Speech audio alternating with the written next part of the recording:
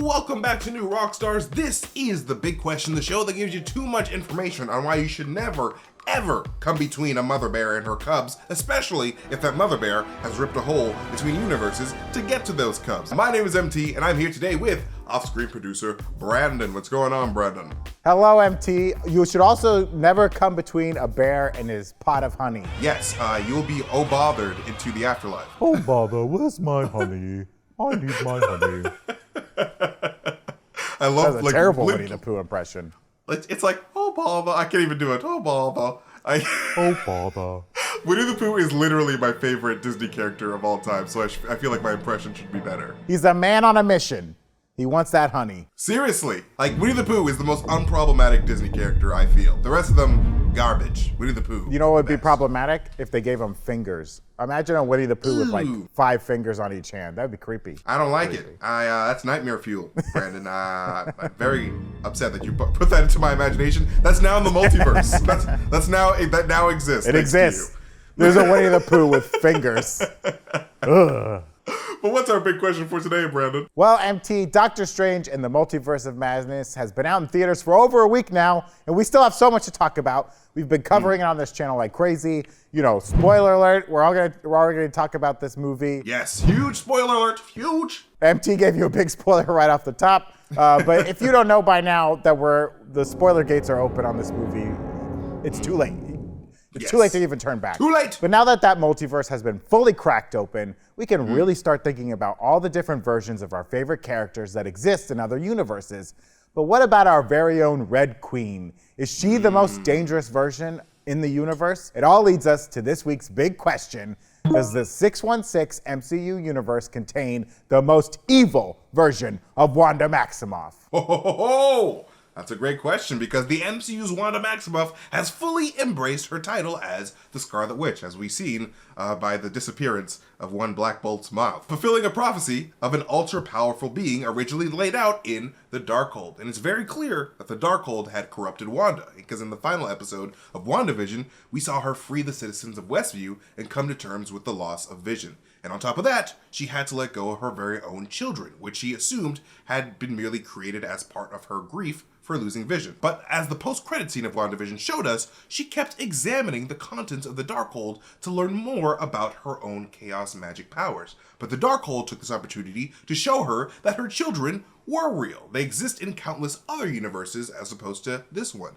And it's on this very subject that the Darkhold corruption was able to take hold. And by the time we meet up with Wanda again in Multiverse of Madness, she has fully embraced the power of the Darkhold in order to be reunited with her children that everyone keeps telling her are just made up, but she can very clearly see that they are real and do exist in some reality. So yeah, what do you think here? I think you're right, MT. It's like, we're not saying Wanda is a bad person or is like crazy or is like an evil deep down, because I think in the movie you really saw that moment when 838 Wanda's kind of talking to her and she sees like the kids crying and she kind of breaks out of it and she's like, I would never hurt you. I would never hurt anybody, she says. Right. Spoiler alert, you just hurt a ton of people. You know, it's like, I do believe that, like, you know, I've seen people kind of complain that like, oh, it kind of changed the end of WandaVision, but not really, right? Yeah.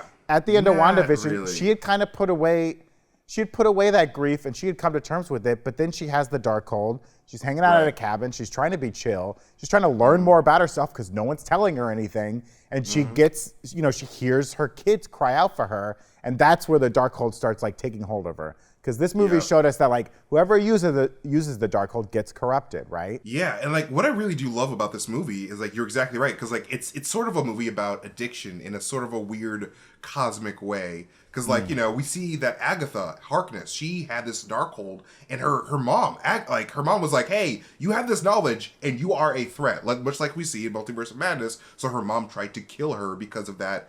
So she could potentially destroy the whole universe like this other Illuminati Strange does. So yeah, I definitely feel like this Darkhold is just like this cosmically addicting thing like it was in the comics and has corrupted so many people. As like anybody who touches the Darkhold, you're screwed. I need it! Like you just don't do it. So like, yeah, I definitely don't think that Wanda is a villain or is evil. It's just like this Darkhold is just really Right. really messing with her. And she because keeps she's the getting- Scarlet Witch, it hits harder. As you pointed out, MT, people tell her all the time that her kids don't exist. She just made them up because they can't see what she sees. They don't know what she knows. And like Right. even Doctor Strange in this movie says to Wanda, like, you made those kids up. And she's like, no, she didn't. They exist. And she's found out that like every other universe, she's got kids. And in this one, they're not giving her kids. In this one, everyone gets to come back except for the love of her life, right? He doesn't get to come back. And when he does come back, he gets taken away again. Like these are the things she's dealing with. And it's pushed her to this point of I'm going to do what I want to get my kids who I see as mine. And like, again, it's not just her, it's the Darkhold corrupting her and like putting her in this mind state. This is the most evil force in the multiverse. And she has it like attached to her. And she's the most powerful version of herself, right? So of course the Darkhold is gonna draw her further and further in and make her reach out and get what she wants to make her powerful, destroying other universes while she does it. Which is just crazy, super powerful. I honestly feel like this Darkhold is a sentient being, and like it has its own goal, much like the Mind Stone in a way that in the previous movies. But in this case, it's probably just filling the entire universe with darkness, which is what happens with Illuminati Strange. And so, like, I think that it just tries to play on what you want and your desires, and then it's like, all right, I can work with this. Let's just use that to accidentally fill the world with darkness. Why not? So it's just a very tricky tone. Don't mess with it. We need Blade to tell these people to stop touching things, Brandon. We do. He's got to be out there warning people. I mean, Agatha tried to warn her. She was like, "You're not ready for this. Don't take this." Straight up. And like Agatha was even like, "I'll help you," and she's like, "No, I'm gonna leave you here in Westview with your brain locked in," which was like a big mistake. And like hubris is what gets people in trouble. It's what got the Illuminati in trouble, was hubris, like thinking you can control these things. And there's tons of examples of people who have interacted with the Darkhold, warning other people, like, don't mess with this. But that's a story across time, right? It's what the Jedi deal with. They tell Anakin, like, don't look into this stuff. And he's like, I want to look into this stuff. Like, I need to know. Doctor Strange, he wanted to look into dark magic. Adam and Eve, they wanted to eat the apple. Like, they want to know what's going on. This is like the story of humanity. Like, we try and keep our children from getting hurt, but they need to learn lessons on their own. And sometimes they learn them the hard way. And that's what happened here. I love what you were saying about like the darkness taking over the universe, because that's another big theme in Marvel, right? We saw it with Malekith and the Dark Elves, right? They wanted to flood. The universe started as darkness. They wanted to go back to that. We see it with Dormammu, who's coming back, my boy. He's coming back, my baby boy. Dormammu wanted to consume all the life and like just bring dark magic and dark energy to the whole cosmos. So yeah, that is like a good goal for the Darkhold, is just like spread its darkness across the multiverse and consume everything it can. Darkness absorbs light, and it just doesn't like all this light, like you said, because the universe, the MCU, originally was dark. And like all these light colonizers, like the Asgardians and the Celestials, came in and just started making all these stars. So yeah, the Darkhold probably wants to do what Malekith wanted to do and flood it back all with darkness. But there's another version of Wanda that we saw a little bit of in the film, and that was the Wanda from the universe of 838, which is this new huge Illuminati universe that we have in the MCU.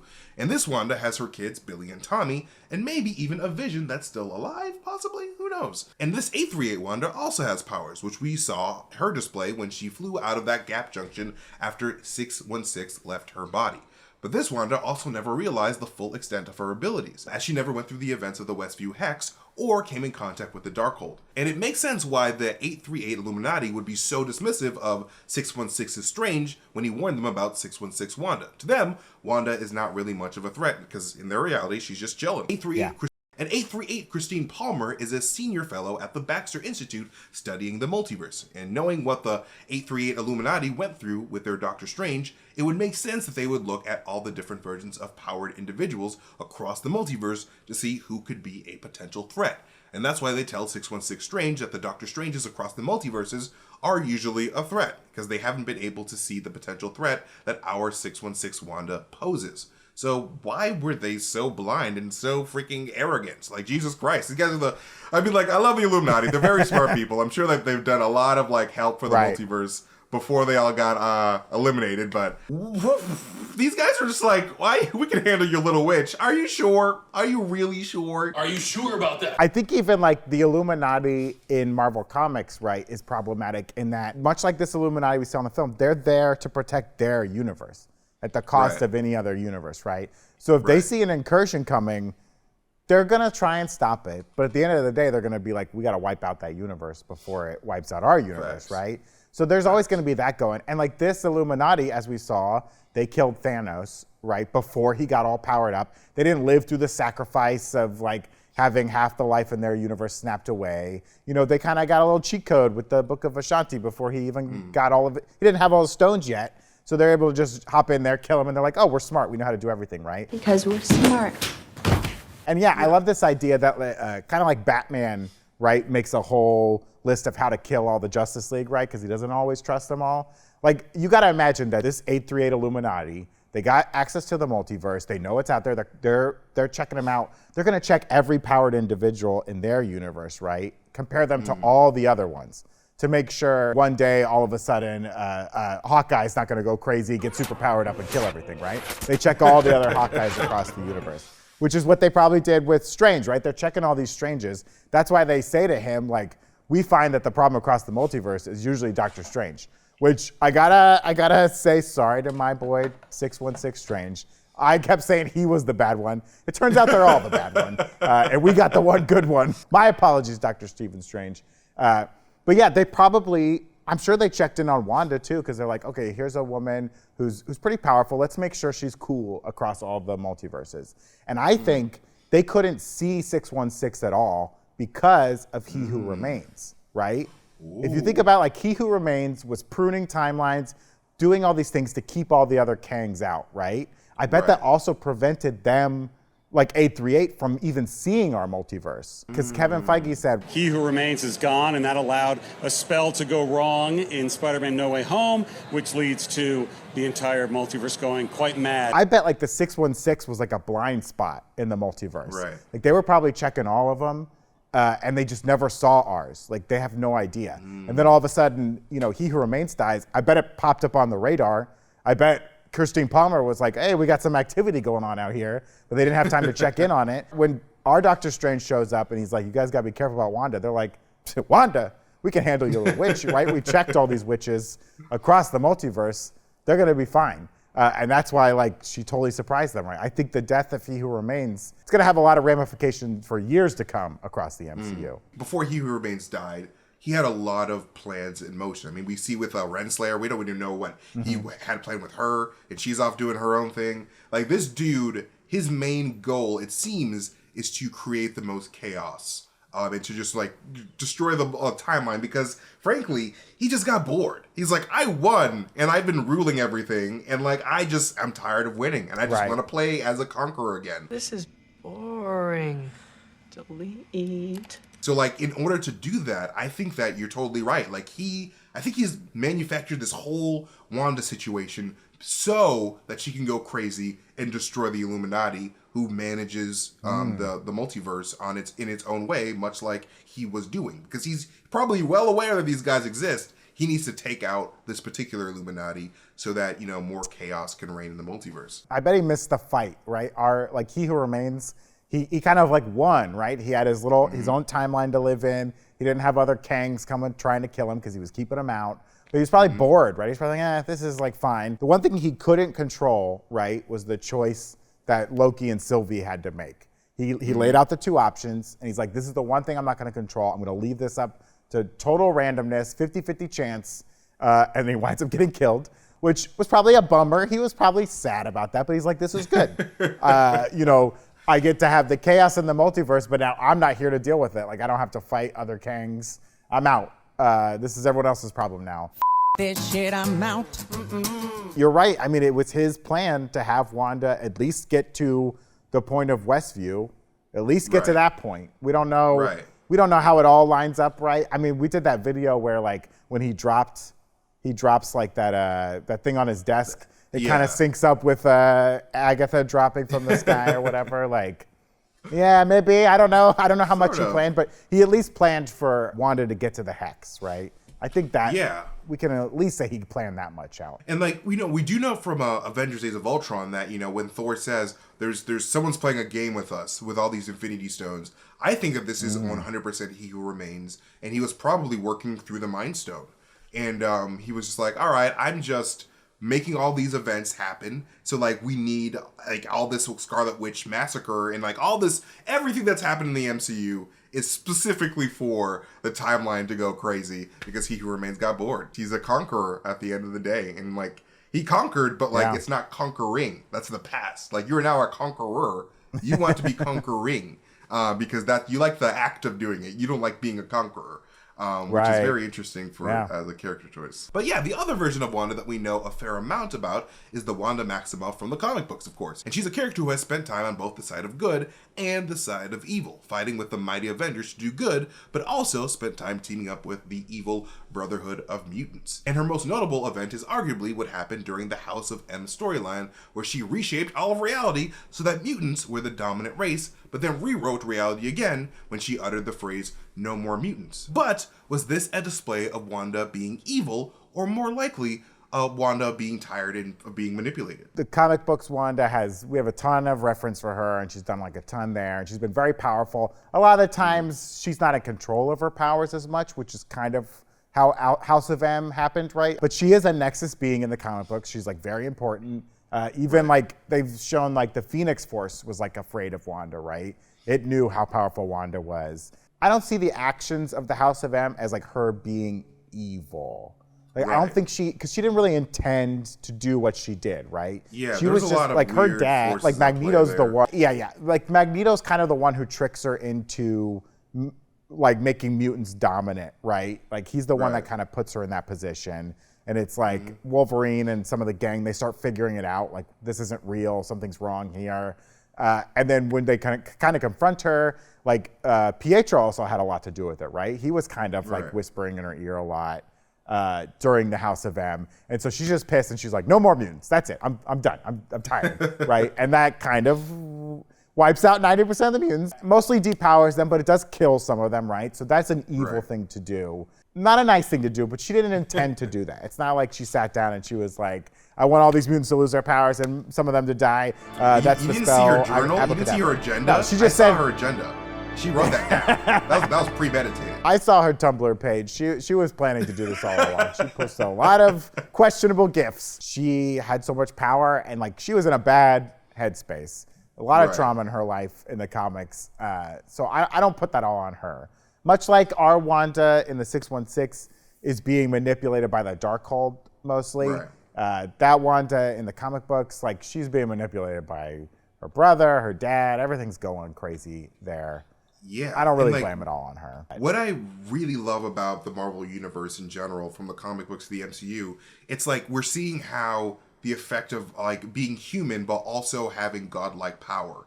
And like a lot of these people didn't ask for this godlike power, but they're also dealing with like stuff like depression, which is what, Wanda deals with in a lot of her iterations. So like, it's not Wanda's fault that she's sad and like, but she's also a god, because then her godlike powers are reacting to her emotions. I think a lot of the time with Wanda, it's just like an accident, and it's just like, all right, I'm just working through some shit, and like, whoops, I destroyed reality. It's not my fault. It's just an accident, which is kind of like this tragic comic book character. And the Wanda in the comics, like, she's trained by Agatha Harkness. The Wanda in the comics, she's trained by Agatha Harkness for a while, so she's very aware of her abilities, but it's also not as clear in the like they don't know, like chaos magic is very unknown in the comics. And she's also, Chthon has like manipulated her from the very beginning.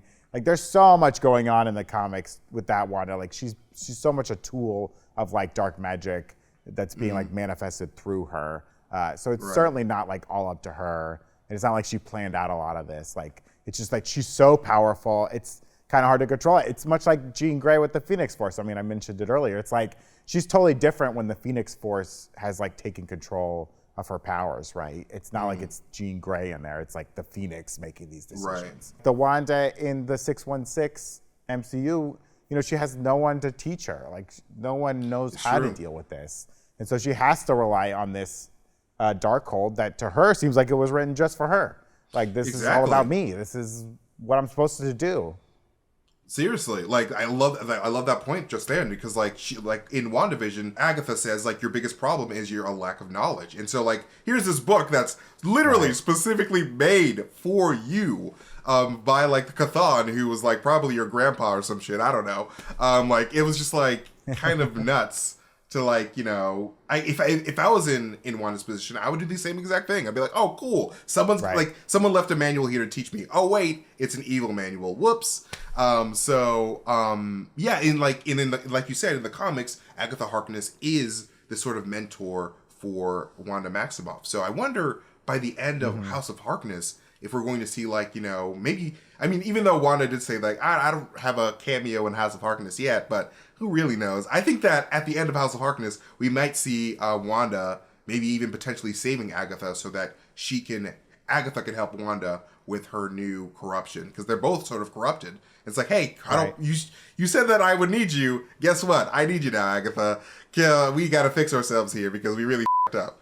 I hope it's Agatha that kind of brings back our Wanda, you know? Yes. Like Agatha is able to break free of her mind prison in Westview and finds out what happens to Wanda and feels bad because she's like, this is kind of my fault. Like, I was just trying to take her power to get it out of someone's hands who didn't know how to control it. A lot of, you know, a lot of mirroring with what we saw with America Chavez, right? It's like, we're just trying to take this power away from you because you can't handle it. Not that we don't like you, but we just want to take your powers away because it's too dangerous for everyone else.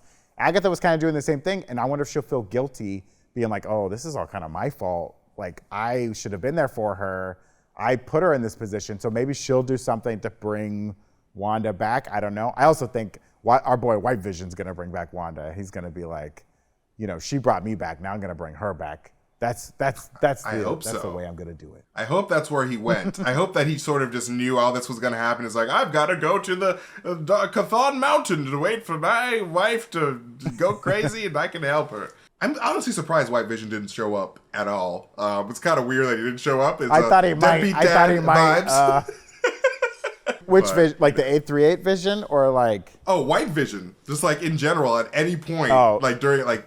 He's just like, oh, my wife is just being my wife somewhere. Well, he doesn't have emotional attachment to her yet, so he'll get there. He's got to download those files. He has the memories, still, but not the emotional attachment. Also, he's probably like, I have to be married to her? No, thank you. No, thank you. She just almost kicked my ass. She's a little, I'm gonna pass on this. Yeah, I don't think we should. I'm gonna give her some time to cool off. What if White Vision just feels awkward because like the first thing he did was pick her up by the throat? He's like, listen, I can't go back there. Like he probably hates me now. I can't. It's too. She's awkward. Gonna be so pissed at me. I can't go back there. He's trying to buy the perfect gift to win her over again. That's what seriously. He's like in the like a CVS looking at the cards, like their apology cards. Like, I'm sorry for grabbing you by the throat. I don't see it. I'm sorry for grabbing you by the throat. But I did want to say one other thing. I think a lot of blame here should go to the Masters of the Mystic Arts as well. Okay, this is the same problem, right? They know the Darkhold is evil. They know it's dangerous. And instead of making copies like they should have done, she has a point, they just like ban it outright. And they say like, no sorcerer can even go near Wundagore Mountain. Like, we can't learn about it. They should have learned about the Darkhold so that they know how to stop these things. And they know when things are going wrong. Don't be worried if your kids are listening to rock and roll, it's going to influence them in a bad way. Because you telling them they can't listen to rock and roll makes them want to listen to rock and roll. So let these boys read about dark magic. If they start practicing it, that's when we start cutting off hands, cutting off heads. That's fine. But let them at least read it. Just be like, you can read these things, but don't do it. Don't do it. Seriously, like it's so weird for the Wizard of Camartage because like their whole thing is like no knowledge is forbidden in Camartage. Like the whole library of Camartage, even the high level books were like, hey, you can read them. But like, you know, with the Darkhold, it's like, no, you can't read this one. No, I'm sorry. It's just like... Yeah. You know, obviously, like, the Darkhold is super corrupting, but it's just, like, it's kind of almost hypocritical in a way. It's like, are you guys really? I don't know. Right. Just just censor a few words where you need to make sure they can't finish the spell. That's all you got to do. And like, make sure you put the consequences at the beginning and rather than the end of the spell. Like you at the usually beginning, do. yes, Yes, at the please. beginning. But there's also another variant of Wanda that we should probably talk about, the zombie variant from What If, because she was pretty damn powerful and very scary. Oh, yes. And she was quite, I mean, I would say evil. I mean, like, I wouldn't say, I mean, she was a zombie, so like you could obviously argue that zombies are just like animals that have a certain diet and they have to eat and like you replicate. It's just a different form of life. However, this is the darkest and more savage Wanda that we've ever seen. So what would you think here? How would you rank this Wanda in terms of It's evilness? tough because you could say like zombie Wanda is the most evil, right? And that she's very driven with one purpose, and that's like consuming. Right, taking, she wants to be reunited with Vision, as is her way, but she also like wants to consume, wants to take over, wants to eat. That's like if you were gonna say like every lion is evil because you watch a nature documentary where they attack a baby antelope because it's the slowest and they can catch it and it's the easiest to eat. Is that evil, MT? I don't know, right? See, that's just the nature of that animal, and it's got to eat, it's got to feed. Right. Is it evil that it starts with the stomach and is eating it while it's still alive? We could argue that's pretty evil, right? But a lion doesn't have the knowledge of like suffering and pain and all that, right? So it's like you could say that zombie Wanda's the same way. She's it's almost like she's just a straight predator. She can't make the choice to be good as the zombie, so I don't think you can call her evil. She's just doing what she's programmed to do. You know what? I 100% agree there. It's just like, it's more just like, almost like just impulse. And like, we do know that like you said, she has this capacity for love because she does feel love for Vision and attachment to Vision despite being a zombie.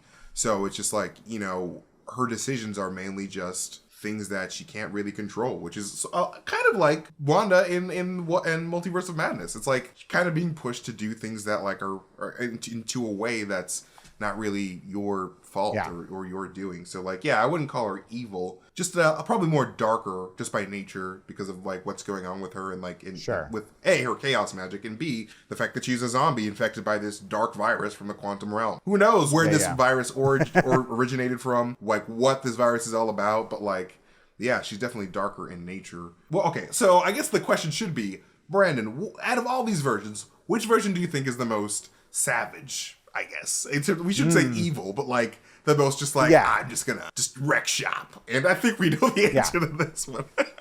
It's gotta be the 616 Wanda, right? Yes. Because we have to assume 100%. We have to assume that Christine Palmer has checked out, and you know, Mr. Fantastic, right? Reed Richards, he's leading the Baxter Foundation. Christine's a senior fellow, right? I'm sure they're checking out the multiverse all over the place. They've come across a ton of Wandas, and they haven't seen one that was problematic enough to warrant them to have their guard up when 616 Strange is like, Wanda's coming. They're like, nah, not a problem. We've checked out the Wandas, they're cool.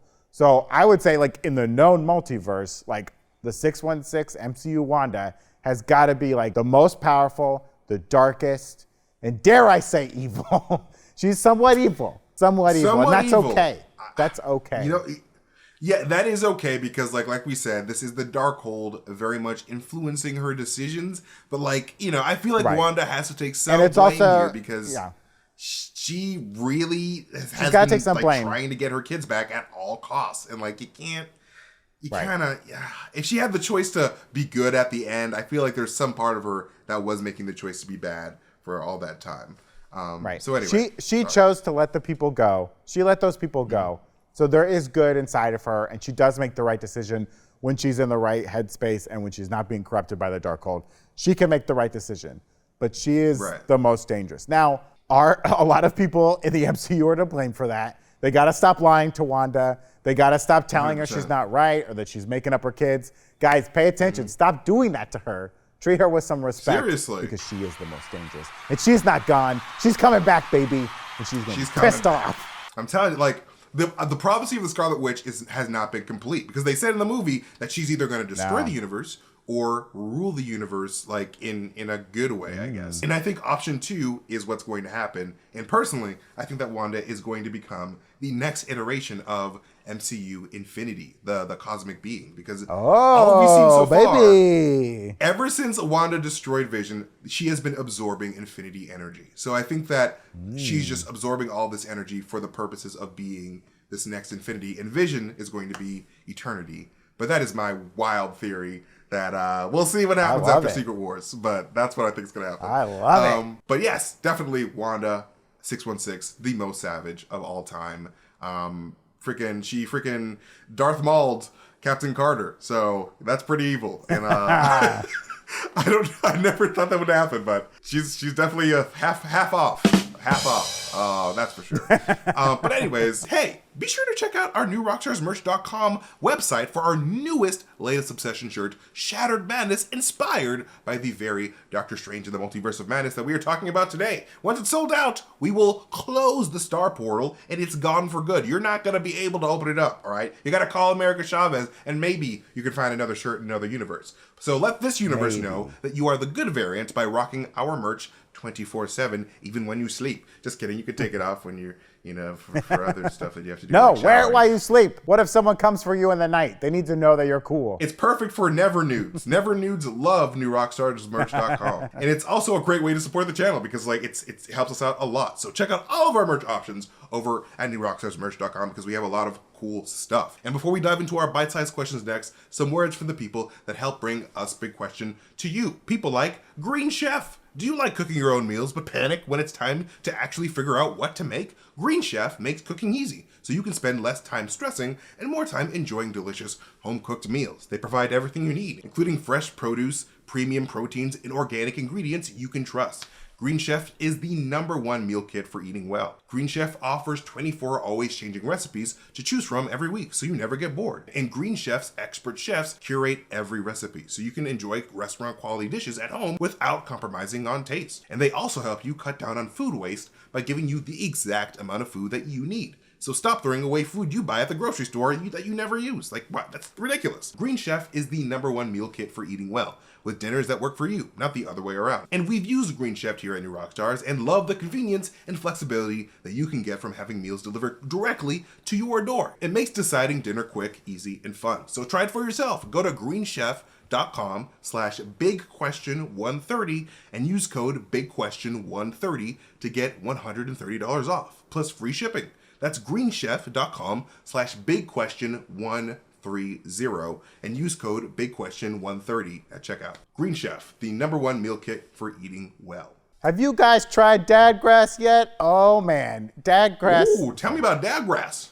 Oh, I'll tell you about dadgrass. Dadgrass 100% organic hemp joints just got groovier. To celebrate the 50th anniversary of George Harrison's All Things Must Pass album, Dadgrass has partnered with the Harrison Estate to create a special blend of CBD and CBG, along with a collection of toking accessories called All Things Must Grass. Did you catch that pun? Huh? Did you catch it? Dadgrass is legal, organic, smokable hemp that relaxes your body and mellows your mind. Their 100% organic pre-rolled joints are very low in THC and very high in CBD, so you can enjoy the effects of CBD while keeping a clear head. Chill out without getting stoned. It's like having a glass of wine, not the whole bottle. And all Dadgrass products are federally legal for ages 21 and over, and it ships right to your door anywhere in the United States. Whether you're looking for a new buzz or a chill way to enjoy an old favorite, Dadgrass will leave you in a euphoric mood. I've tried Dadgrass. It's great. I really enjoy it. It's super comfortable. You don't feel super high. It's a great way to relax after work, or you're sitting down to watch some TV, or maybe check out Multiverse of Madness. What's that? A woman cut me in half with a shield? Oh my gosh, I'm stressed out. But not on Dadgrass. Feeling comfortable. Yeah, I really like Dadgrass. It's awesome. It feels great. It tastes great. It's a fun experience. Right now, Dadgrass is offering our listeners 20% off your first order when you go to dadgrass.com/bigquestion. Go to dadgrass.com/bigquestion for 20% off your first order. Again, that's dadgrass.com/bigquestion. All right, Dadgrass. I think Wanda needed some mom grass. You know what I'm saying? And maybe she would chill the fuck out. They have mom Just grass kidding. too. I don't know the difference, but yeah. Right. I don't know. If she's high on Dadgrass, who knows what she could do. Now it is time for our bite-sized questions, Brandon. This is where it's time for Brandon to shine. Oh. Bite-sized.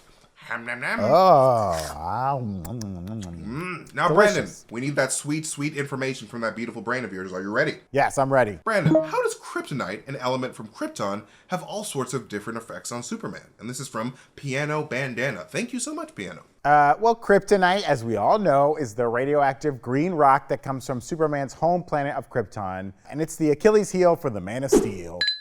The green kryptonite that is the most common and prevalent form that we see, it comes from Krypton's rocky crust. It's like just below the surface, and it was scattered across the cosmos when the planet was destroyed. But there's more than just one color of kryptonite out there, MT. There's also gold kryptonite, which comes from Krypton's core.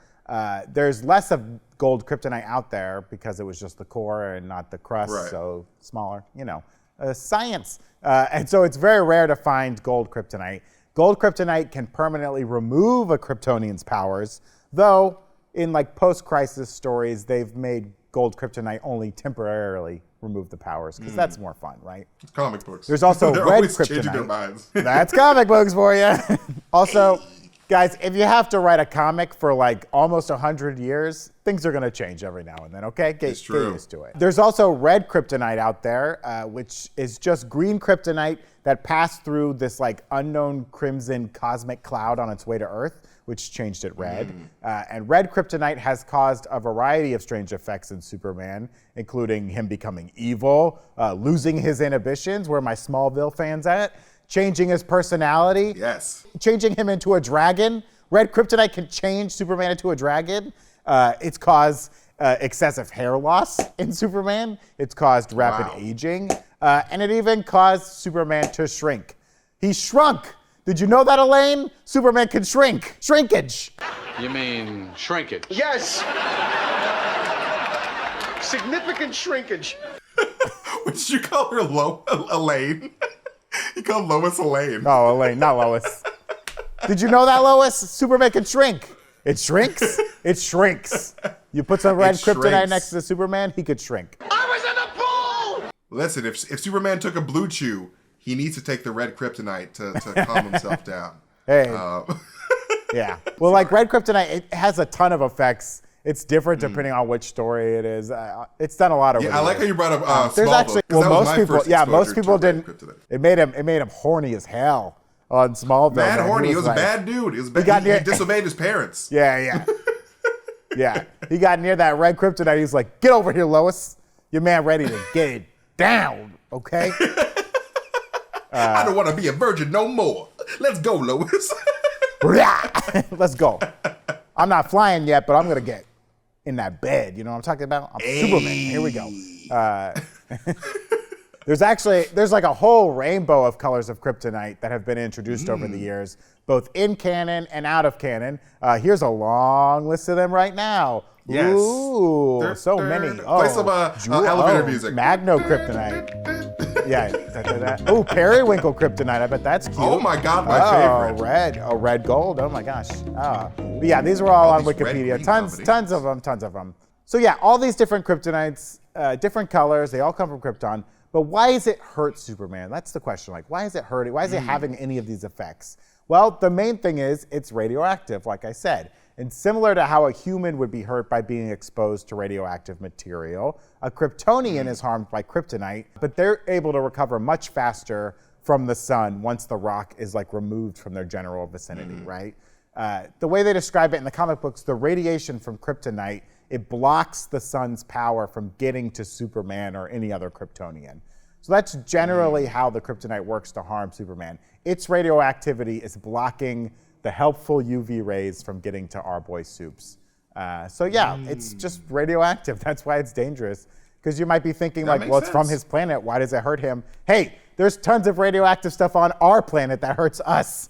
You got to be careful. True. Don't go digging around in your backyard. You never know what you might find. This is so true because like we could leave Earth and go to another planet and like we could be their Superman because like of the various circumstances that they got. Like it's just so weird. It's just like the circumstances of our planet are just really good for Superman, coincidentally. But yeah, that makes a lot of sense because like radiation would harm anyone if their planet has like had them evolve to have that particular aversion to that particular type of radiation. So that makes a lot of sense.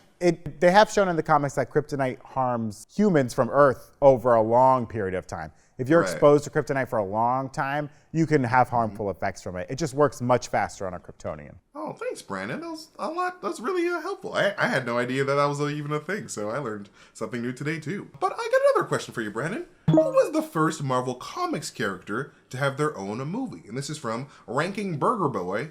Thank you, Ranking Burger Boy. I hope you're number one in the ranking of all Burger Boys. Oh, I hope so, too. Well, to answer your question, it sort of depends on what you consider to be a movie, okay? So way back in 1944, there was a film serial created by Republic Pictures featuring a Marvel comic book character. Now, a serial would like play before a movie. It would just be like a short snippet, and then they would play the regular movie, and like they would change that serial week to week, so you'd have to come back to the movie theater next week to see the story continue, right? And it would be fitting that the first Avenger was the first movie character. That's right. This serial featured our boy, Captain America. You can check it out on YouTube. Wow. It's kind of metal. Like, there's a lot of people getting shot in this. It's kind of crazy. But yeah, because you said it was guys there. It's black and white. Because like that's, or like we're literally 1944. around World War II. It was right. Perfect World War II propaganda. Yeah. They were using it like that, and like the comic book had like just come out. And he's wearing kind of the outfit. It's black and white, so we don't know if it's like blue and red and white, but it's got the star, he's got the little cowl on. It's our boy Captain America. It's hilarious.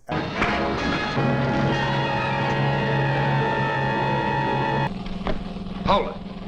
Captain America. But maybe you don't consider like a serial to be a movie, okay? Well, then let's jump ahead to 1977, where a TV movie was made featuring Spider-Man. That's right, the most popular character was turned into like a TV movie. But hey, you're sitting there and you don't like this answer still because you don't consider a TV movie as a movie. But if that's your rules, then you're also gonna have to skip in 1978, they made a Doctor Strange movie where he was like a psychiatrist, not a surgeon. It was very strange, very strange. And then in 1979, there's like a Captain America TV movie, and they made a couple more of those. So yeah, these are TV movies, so maybe you don't consider these. That's fine. So that all leads us to the first feature-length film that was released on the big screen featuring a Marvel comic book character as the main character, and it is none other than everyone's favorite character, Howard the Duck. That's right, released in 1986. The entire MCU rests on the shoulders of this alcoholic water bird. Thank you, Howard the Duck, for being the first Marvel comic books character to lead a full-length feature film. We tip our hats to you, Howard the Duck. Seriously, hat tipped. If we do not see original recipe Howard the Duck at any point during the MCU, like in Secret Wars, like honestly, like straight up, I'm not even joking. We have to see, even though it's nightmare fuel, straight up. Like I don't really particularly like it, in like the way he looks, but like my God, like this is history. Like he is the first live action Marvel character. So like put him in there. Respect your elders. Kevin Feige, you need to break into a closed down Planet Hollywood and steal the original Howard the Duck costume and put it into a Marvel movie. You got to do it. Like, listen, if Secret Wars doesn't end with original recipe Howard the Duck snapping the gauntlet, I don't want it. Like, I really don't. But no, thank you, Brendan. This is very enlightening. But this leads us to our box of scraps. It's the box of scraps. Built it in a cave with a box of scraps now. Oh, it's a box of scraps. A whole ass box. Anyway, Brandon, what multiversal version of yourself would you like to trade places with? Oh, buddy. I mean, if there's an infinite amount of universes out there and then infinite versions of me, I would like to trade places with the version of myself that is a cool skateboarder. That's right. I've always wanted to be a cool skateboarder, doing cool skateboarding tricks, but I'm too scared. I'm a little baby boy. I don't want to go out there. I could break my arm. I could break my head. I could break my leg. I'm too scared. I used to wear airwalks in middle school trying to pretend to be a skater. I wasn't a skater, but it's time for me to live the prophecy. That was a whole phase. Yeah. I'm going to trade places with my cool punk rock skateboarding self. I'm going to make that guy live here, and I'm going to switch places with him. That's how I'm going to do it. Yo, I want to see Brandon Barrick's Pro Skater 3. Let's get that going, all right? Yeah. Brandon Barrick's Underground, like the whole series. All over the mall. Yeah, up on the roof, I'm doing Collecting VHS tapes. I don't even know. I'm doing ollies. My God, I can totally see you as a boarder. I want to go, like, if I could universe hop, I would go to your X Games, bro. I would be, like, in the first row just cheering you on, because I know you come on with the gold, or however the X Games works. I don't know what they were. The Big X? Do you get the Big X trophy? I don't know. But no, I really love that one. That's really fun. For me, I mean, everyone knows what's coming. I feel like I've answered a similar version to this in the past, or so, I don't know. But the multiversal version of myself that I would want to trade places with is M.T. Steinfeld. I guarantee you've never seen anything quite so objectionable. The one who's... we knew it. We knew it. The one who was very fortunate to win the heart of one Haley Steinfeld, the greatest woman on this planet currently. Just kidding. I mean, like, I'm obviously not kidding, but, like, I'm just joking around. I am a simp. A big old simp. What you can't see on the other side of MT's computer is this big wall, this, like, wall with all these clippings and these articles about science and multiverses and yarn and stuff. He's trying to figure it out as we speak. He's trying to crack open the code. Basically. And next to that is my, my Hey Arnold, Helga Pataki shrine of Haley Steinfeld. Just kidding. Oh my God, I'm a loser. Anyway, that's my answer. Because I just love her so much. And I cannot wait for season 2 of the Kate Bishop program. But that is it for this episode of Big Question. I want to thank, of course, Brandon, as always, for joining me on this episode. Follow him at Grin and Barrick on Twitter. He's an amazing man. But follow me at MasterTainment on Twitter. Not as cool, but it's pretty all right at MasterTainment. And also follow at New Rockstars here on YouTube and all of our social media platforms. And make sure you hit that notification bell so you can get notifications every time we upload a video. And hey, if you want to continue this conversation and all other types of nerd conversations, make sure to hit up our Discord using the link below in the description box so you can join the conversation. And yeah, we love you guys so much. Like, thank you guys so much for spending time with us all the time. We really appreciate it. And we will see you guys next time. Goodbye. Bye.